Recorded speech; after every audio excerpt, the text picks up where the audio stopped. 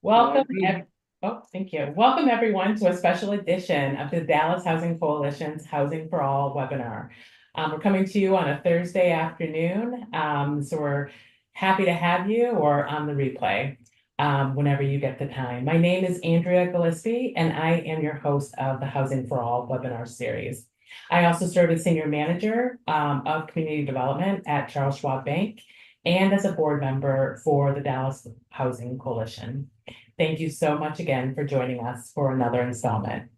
On each episode of our Housing for All webinar series, we discuss whether Dallas is big and if it is truly big enough for everyone.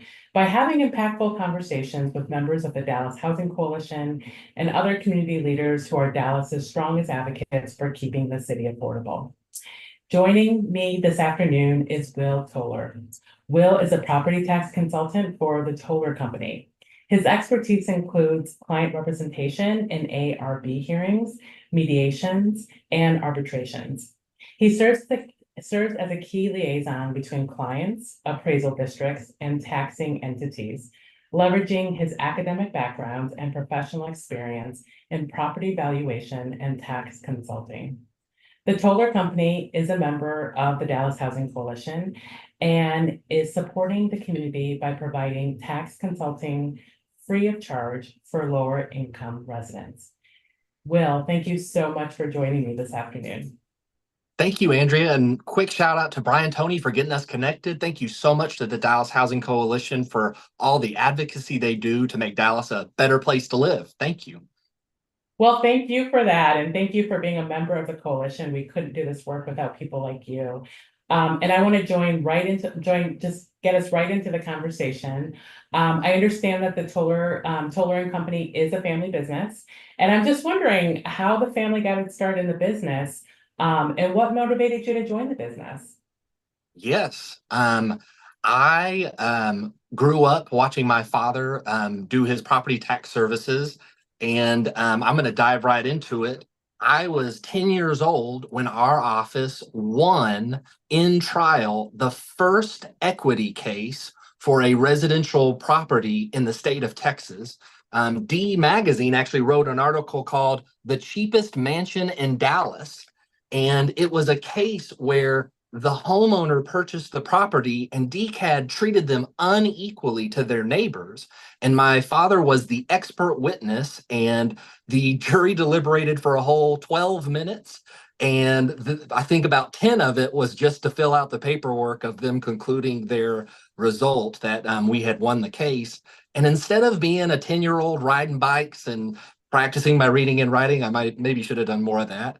I was hanging out with my dad doing business inspections, building inspections, going to ARB hearings. So I hate to say it like this, but I think I might be the poster child of privilege, where I had the opportunity to watch throughout my entire life, be hands-on and be involved in this property tax world. And what I've done is take that privilege and find a way to apply it in a way that I think is truly meaningful. I think it's impactful, and I think we'll talk a little bit more about the impact later.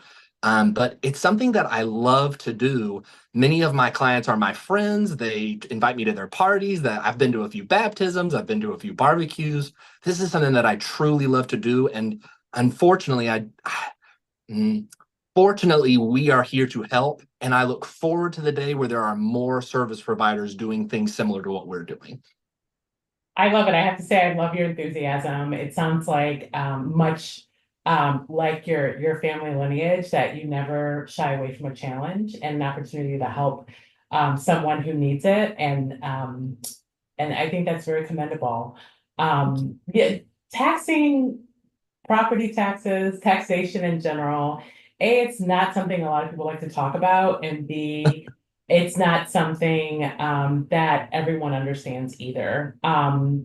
And when it comes to property taxes, there are lots of different entities out there. There's the city of Dallas, Dallas County, Dallas ISD, the Independent School District, and then of course the Dallas County Appraisal District.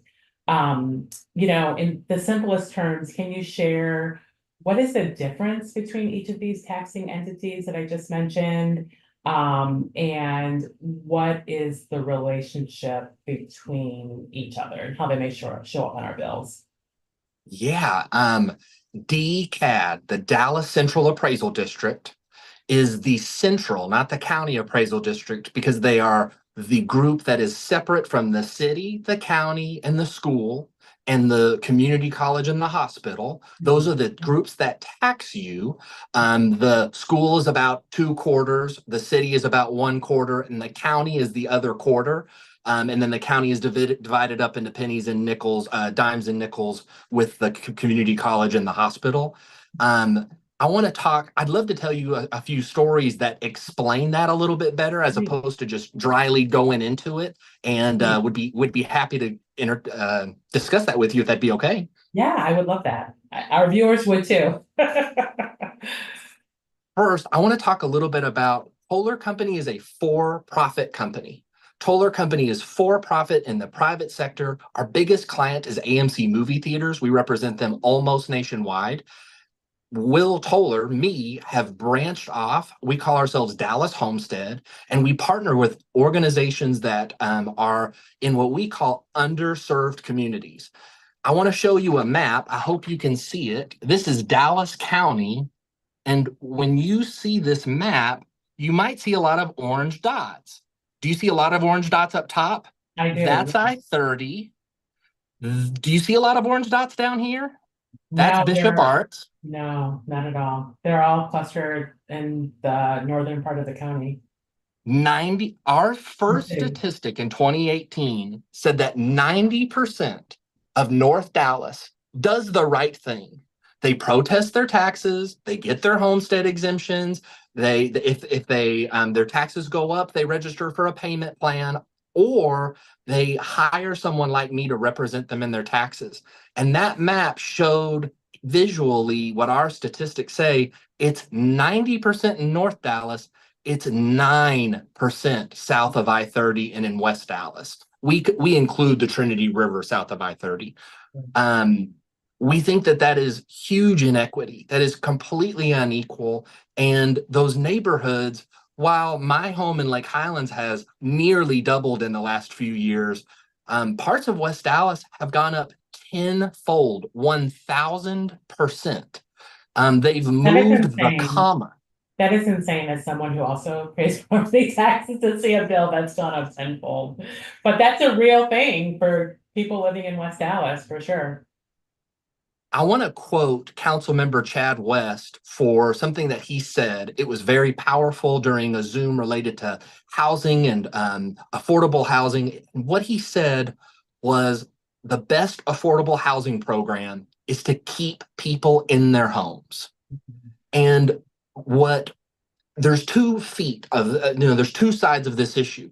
One, we need to increase the amount of housing that exists, of new housing that exists. There's a housing shortage that's available to folks, and that's really not my business. My business has really been focused on the folks that have a home. Many of them have had their home for generations. I'm often dealing with the great grandchildren of families that have lived in Dallas for nearly 100 years, that are being priced out of their homes. And this is how much representation they have. And our goal is really not to be property tax to consultants. Our goal is really to be homeless solutions, is really to be keeping people in their house. And I've got another story that I've got a story that I'd love to tell about a client who, because the city of Dallas connected him to us, he was able to afford to live in his house. And throughout this, I'd love to be able to talk to you a little bit about the multiple different partners that have created programs with us that allow us to interact with the community in an efficient and effective way, if that'd be okay with you. Yeah, absolutely. I want to tell you about a client, and for privacy's sake, I'm going to name them A and J. And I want to tell you about J first. Jay was introduced to me by the City of Dallas's Community Court. The Community Court, are you familiar with Community Court? That would be a great segue to explain that for not only me, but I'm sure a lot of our listeners out there too. Community court has, I think, 6 pillars. I'm going to focus on the one that I'm familiar with, which is housing. Mhm. If and I'm going to use the example that I was explained. If you get a speeding ticket, you can either pay the ticket or you can go dispute it in municipal court. Those are kind of your two choices. But then if you choose the municipal court route, there's actually another fork in the road. Go to community court and do community service, or go to municipal court and dispute it with the lawyer or the judge. And community court is a community service opportunity created by city council that allows neighbors access that if they can't afford the ticket, they're able to do community service, attend education seminars, and become better citizens for it. It's a wonderful program. I really encourage everybody to look into it. I believe there are 5 offices throughout the city. Um, but I was introduced to Jay through the community court office. A social services coordinator introduced me to Jay, and Jay was has done everything correctly. He's paid his taxes 100% before they were due. He's never been delinquent. He's never had an issue. But when I met Jay, I looked at his tax bill. I looked at his appraisal district website, and it said his house that is 95 years old. It's a house that his great grandmother and grandfather built and lived in. His entire family at some point lived in this house. They've since moved on and done other things, but my client Jay is the great grandson still living there. And this is the house that he lives in. This is a picture of his front window. And DCAD said, this house is in good condition. And this man has been paying taxes that are nearly double what we got him on his tax bill. We cut his taxes in half. And frankly, it wasn't a hard case. Clearly, DCAD was incorrect on this. Yeah. And And you wouldn't have been able to help him had you not been connected through this other person. He would have just gone ahead and kept paying what he thought he should and not have even thought to question it. never the thing that the first time I served with Wesley Rankin Community Center based in West Dallas, the first question I got was really dry and technical, and I'm being sarcastic. Their first question was, you mean we can tell the appraisal district? You mean we can tell the government that they're wrong? We can argue with the government? And that was when I realized, whoa, we need to make this a real thing. We really need to strengthen this mission, because in North Dallas, 9 out of 10 houses protest their taxes. They fight the government every year. 1 in 10 in West Dallas and in South Dallas do. So my client Jay has been paying these taxes, and he's not been able to afford repairs to his home. The city was required by law through code enforcement, had to write him a citation saying, Dear Jay, if you don't fix your wall, we'll have to at some point take you to court and demolish the house.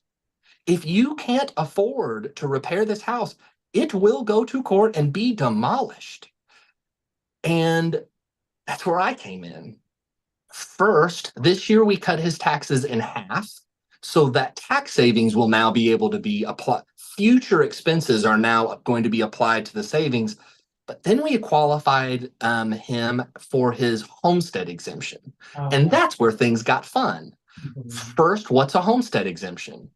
The general residence homestead exemption, the homestead, means you own and occupy the property with a driver's license or ID. And Andrea, you're going to ask me later what policies I might want to change in the world. And I want you to remind me about the Texas ID or driver's license requirement for the homestead exemption. I probably need an entire another YouTube video for that one. Um, Yeah, and I'm so glad you brought up the homestead exemption because as a homeowner, not in Dallas, but just north of Dallas and Plano, I probably would not even known about it had my realtor not mentioned it to me. It's amazing how many people don't know about it. how many people don't know? And when I first met Jay, um, he didn't have his homestead. And that's the first thing I looked at. and his home is still owned by his great grandmother. Mm. It has been passed down not legally, but just through occupancy.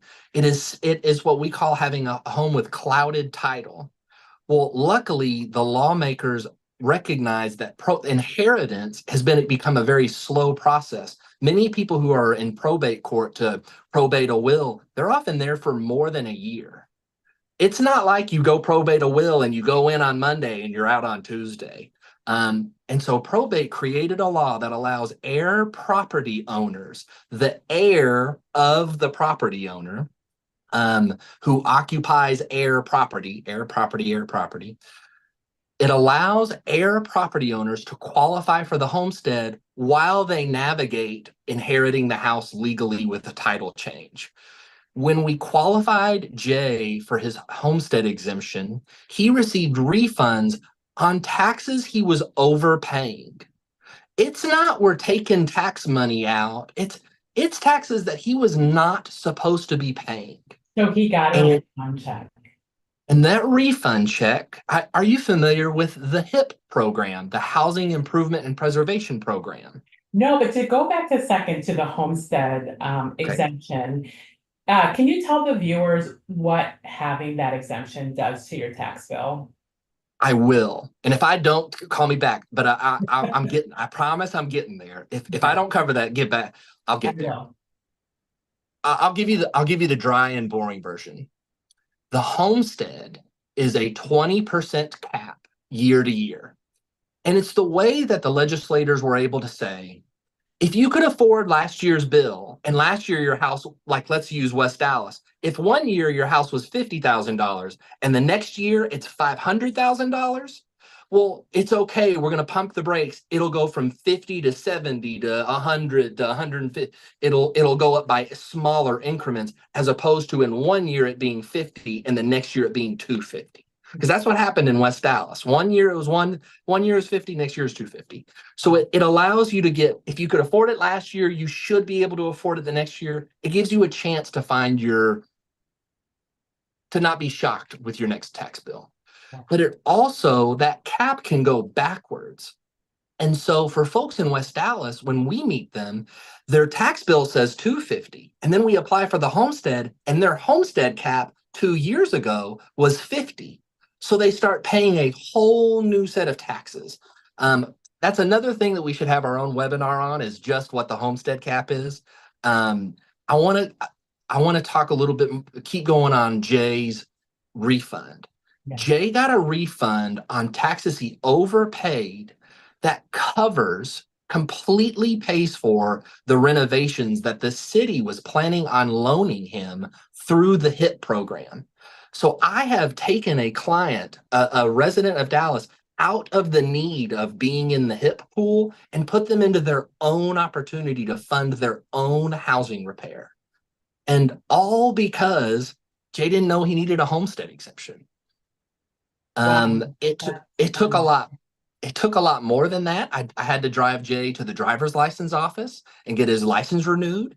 I had to take him to the Dallas County Records Office and get copies of his different records for his families. And we had to have a wonderful time filling out the application and taking it into DCAD. But it was, in the grand scheme of things, something like a homestead exemption shouldn't be the difference between someone having a home to live in that's safe and affordable and them having their house demolished. right, That's where he was headed. right.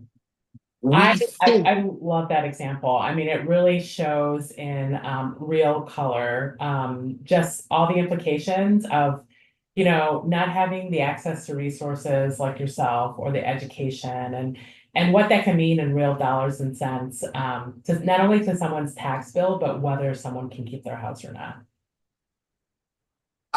I I want our mission statement for our program to really be to keep people in their house. And Daniel Roby gave me permission to say this of Austin Street. Hello, Daniel. I hope I quote you correctly. He said, Will, if you keep this up, you might put me out of business. And that's the goal. Yeah, None of us should want Austin Street to have new homeless people coming in. And what Daniel then reminded me was, and this is where I'm going to quote you, Daniel, is Homelessness is a complex issue. There are so many things that lead to people being housing insecure and being kicked out of their home. But related to generational homeowners, like my clients are, homeowners that they don't have mortgages, their house has been paid off for multiple generations, for multiple decades. It's a court that kicks them out of their house. And we have the license to operate in those three courts. And those three courts are, we call the DCAD ARB court, where you protest your value, which happened just a few months ago in May. The other court is tax court, where the sheriff will foreclose any unpaid taxes at auction. And then the last court is municipal court for code violations like Jay had. And for our experience with generational homeowners, it's one of those three courts that takes a home away from a resident in Dallas. And again, one more time, just want to make sure I'm on the record. Homelessness is an incredibly complex issue. Housing insecurity is an incredibly complex issue. And what we have identified is homeowners are facing one of three courts where no one's raising their hand and saying, hey, let me help you with this. Let us help you navigate municipal court. Let us help you navigate tax court with the sheriff. And luckily, the city has created the community court program to help alleviate the flow into municipal court and instead go into community service. Community court is an incredible program. I hope everybody will take a moment to research that.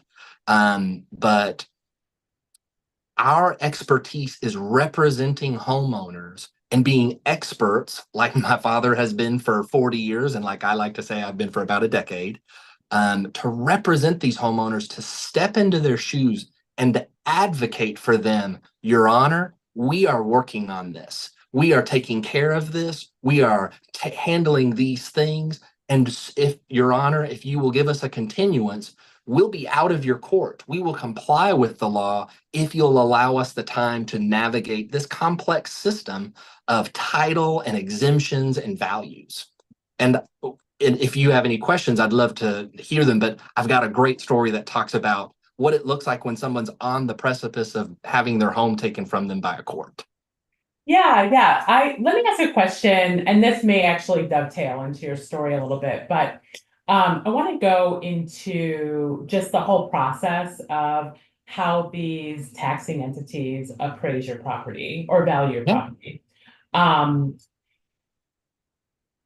do you, obviously there's a lot of, I mean, given all that you said there, and the example of Jay with how his property was valued based on the condition of it versus how you were able to get the property valued. What are the changes that need to be made in that valuation process? Given what you know Ooh. about how property is assessed by these taxing entities and the types of protests that are made. My first actual policy change, this is what I would request, and I don't know if it's possible. I would request that the DCAD ARB board of directors, the city, the county, the school, the hospital, the community college, and now there's I believe it's three elected board members. They were on the ballot during the last election. You can now vote for DCAD board members, ARB board of directors. The DCAD budget should double. There should be double the workers at DCAD valuing these properties. They should have it so down to the T that people shouldn't need to protest because it should be so precise and correct. And it's not their fault. I don't think they have enough staff. That if I ran the world and I had a big old pile of money somewhere, that would be the first thing I would do with it. The second thing is, just like the cheapest mansion in Dallas, just like many of our homeowners, if you're an expert, you see how the valuation system works. When I see people's homes, I walk in and I go, oh, I see what DCAD thought, I see what they were doing, and they need more information.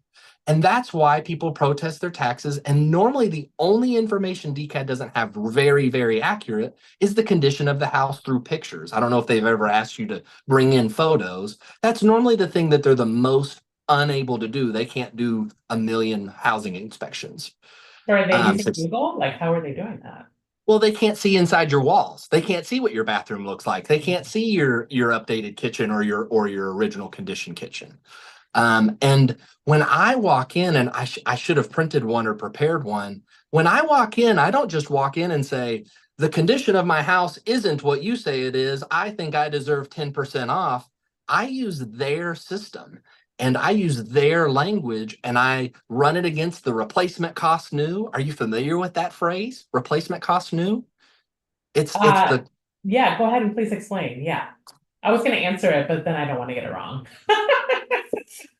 D. If you go look at your house on DCAD, there's a phrasing called condition or CDU, condition, desirability, and utility.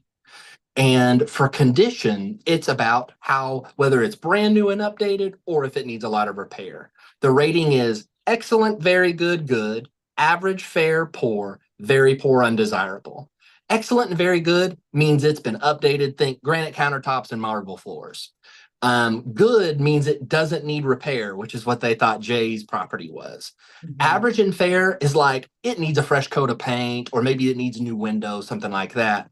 Poor, very poor, undesirable means that the house needs major, has structural damage and needs major repairs. Think like new roof, new foundation, things like that, new plumbing.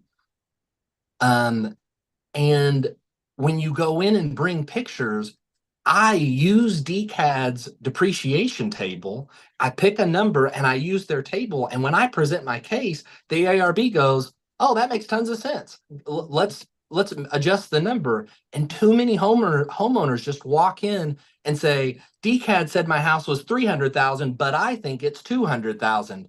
That's not any evidence. You haven't presented anything that DCAD can work with there. DCAD needs you to prove, the burden is on you to prove that there's a difference in opinion. And we have the knowledge through decades of experience how to communicate with DCAD. We speak DCAD. I want to talk about that real quick and deviate real fast. Yeah. We have a few missions, and one of them is to one day have an internship program in our program. Mhm. And the dream intern would be someone like a high school senior that's about to graduate from, say, DISD. And we would like that intern, a paid intern, to come in and learn a little bit about property taxes, spend a year with us, and at the end of that year, have gone through the education programs and gone through the certifications to become licensed property tax consultants so that they can, one, choose to have their own career after, say, their graduation occurs. But our hope is soon more people will become experts like we are, will become more educated like we are, so that they too can speak DCAD. Because I'm very, very blessed that I had a teacher that loves me and cares for my well being. But there's classes you can take, there's books you can read, there's courses you can pass, certifications you can receive that teach you how to speak DCAD. And I would say ignorance is not bliss when it comes to the difference of your taxes being double or half. And I think too many people don't know what property taxes are. And I'm not sure, we hope to one day be able to help people become educated so that they can help themselves and possibly help others. I love that. I think that your 2 points about DCAT may not have, enough workers to do a more thorough job that needs to be done to, make sure both the homeowner and the appraisal district is on the right page as far as what the valuation should be. But to your second point about an internship program, to me, when I hear that, it also gets me thinking about the future people who are doing property valuations, and making sure the workforce is in place to, make that happen in the most accurate way possible that works for both the district and the homeowners. Are there other things that you would change about the valuation process, or taking a step further? What policy changes would you make overall to help more homeowners manage their taxes and stay in their homes? In law firms, the pro bono work is required. Law firms are required to do either, make contributions to groups like Landwit, Legal Aid in Northwest Texas. They must provide some sort of pro bono free advocacy for firms. I wish the tax code would require property tax consultants. You got to, if 10% of your work has to be pro bono. Um, that would be one thing. I sometimes people confuse what I am about to say, and what I'm about to say is I think DCAD is doing the best they can. I when I see what DCAD's doing, I often say, "Oh, they made a mistake because they don't have information that I have." It's my job to explain it to them. It's my job to discuss with them, "Hey, y'all saw this sale. Hey, y'all saw this repair. You think it means this. Let's talk about what it really means." But I think we're so successful and I think we're so well received at DCAD because they see a relationship between our office and their office where we're helping them do their appraisal work.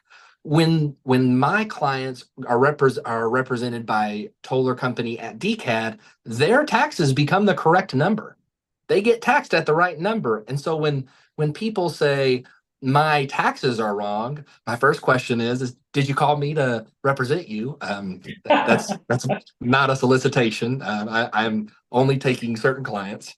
But I, many people lose at the ARB and think, I lost.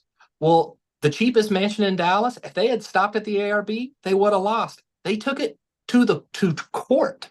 They took it to litigation. And too many people give up too quickly and aren't ready for the long haul that can be getting the exact number correct. Um, I I'd like to say that I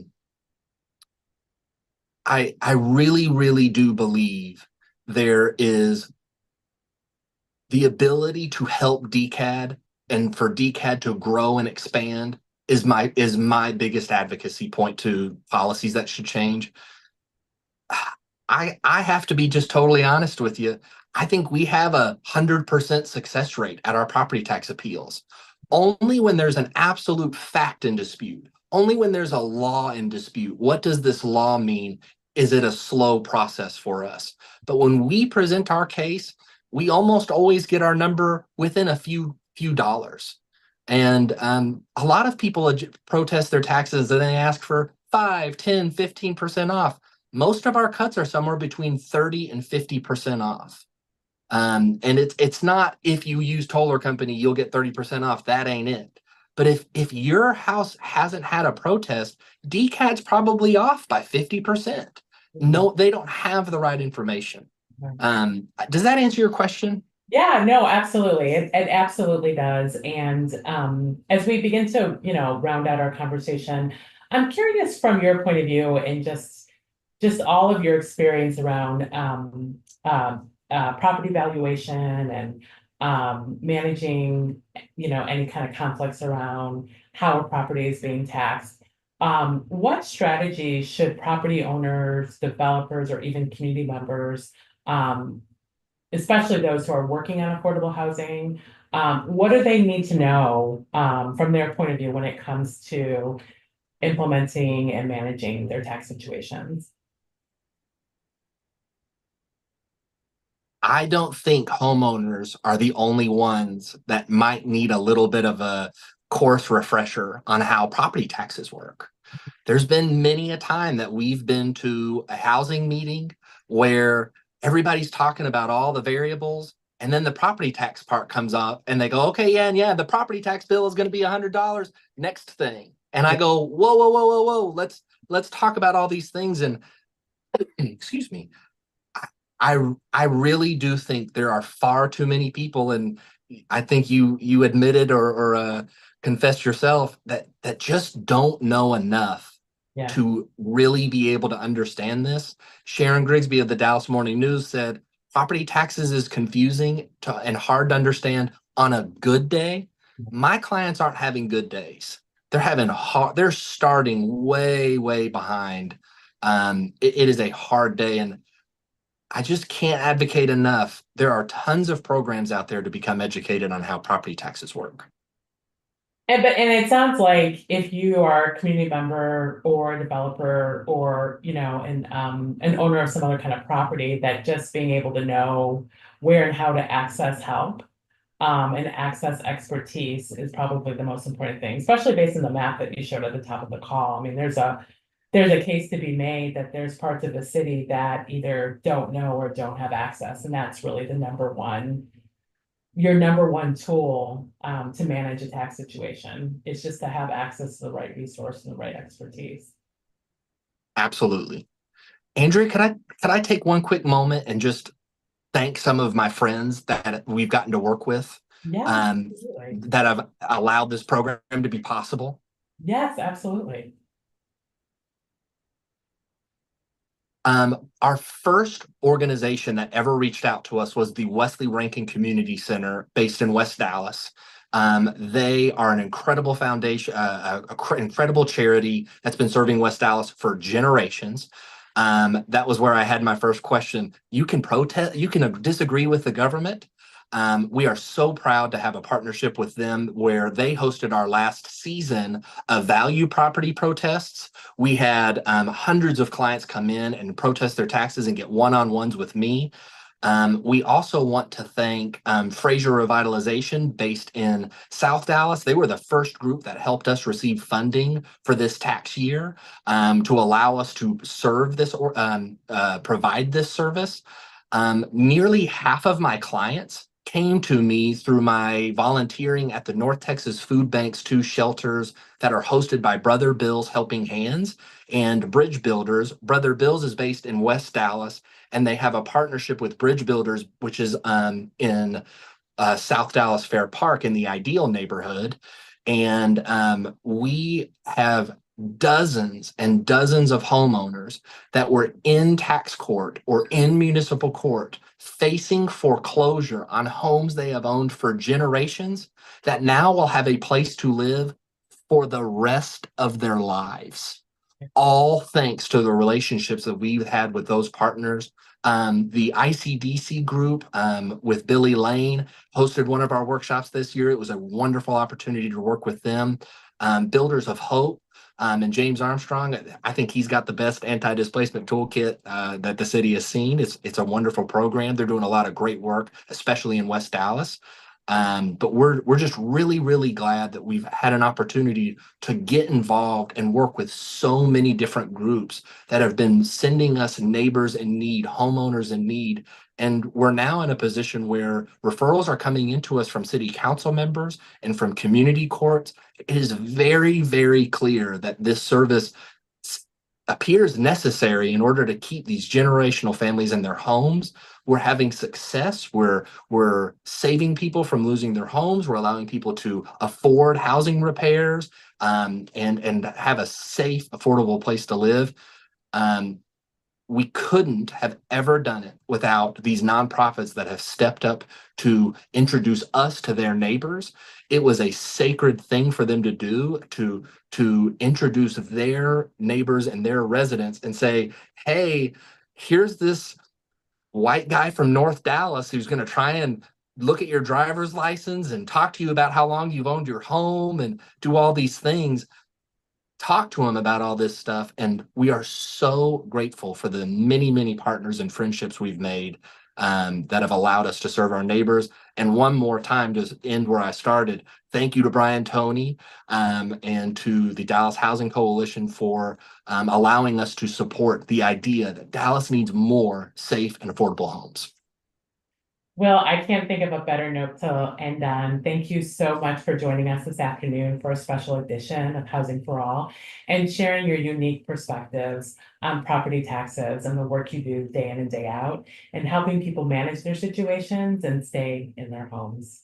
Hope you have a wonderful rest of your week and an even better weekend. Thank you. Goodbye. Absolutely. Well, before all of you sign off today, we encourage our viewers to follow us on Dallas Housing Coalition, follow Dallas Housing Coalition on all its socials for updates on how you can get involved in the work of the coalition and stay connected with our Housing for All webinar series. While you're at it, make sure you visit the coalition's webpage at dallashousingcoalition.com to learn more about the member organizations and supporters that you've been hearing on our Housing for All webinar episodes. And if you are not already a member of the coalition, you can join the coalition at its website.